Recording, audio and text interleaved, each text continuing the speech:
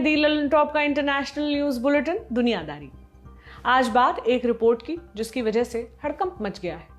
दावा किया जा रहा है कि मुस्लिमों के बीच पॉपुलर ऐप्स को ट्रैक किया जा रहा है। इस ट्रैकिंग के पीछे जो कंपनियां हैं वो इस डेटा को सीधे अमेरिकन आर्मी को बेच रही हैं। दावा यह भी है कि आर्मी इस डेटा के आधार पर मुस्लिमों को अपना निशाना बना रही है, उनकी जासूसी कर रही है। इस रिपोर्ट के पब्लिश होने के बाद से एक बार फिर अमेरिकी आर्मी पर इस्लामोफोबिया के आरोप लगने लगे हैं। क्या है पूरा मामला, जानते हैं विस्तार से। ये पूरा मामला शुरू हुआ मदरबोर्ड की एक रिपोर्ट से। मदरबोर्ड वाइस मीडिया ग्रुप की एक ऑनलाइन मैगजीन है। 16 नवंबर को छपी रिपोर्ट के मुताबिक यूएस आर्मी कुछ मोबाइल ऐप्स का लोकेशन डेटा खरीद रही है।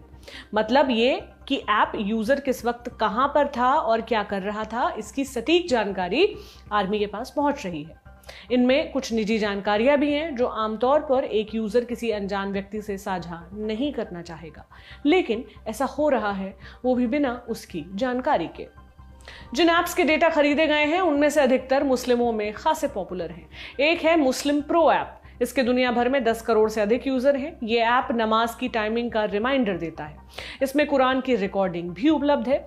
साथ ही ये ऐप यूजर के लोकेशन के आधार पर किबला का डायरेक्शन भी बताता है। किबला काबा की तरफ की वो दिशा है जिसकी तरफ चेहरा करके मुसलमान अपने आराध्य को याद करते हैं। इस लिस्ट में डेटिंग ऐप मुस्लिम मिंगल का नाम भी शामिल है। इस ऐप के 1 लाख से अधिक यूजर हैं। ऐसा नहीं है कि यूएस आर्मी सिर्फ इस्लामिक ऐप्स को टारगेट कर रही है। एक्सरसाइज, वेदर ट्रैकिंग और सर्च ऐप्स के लोकेशन डेटा भी खरीदे जा रहे हैं।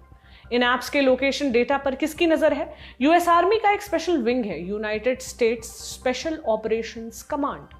ये unit counter terrorism, counter insurgency और स्पेशल मिलिट्री ऑपरेशंस का काम देखती है।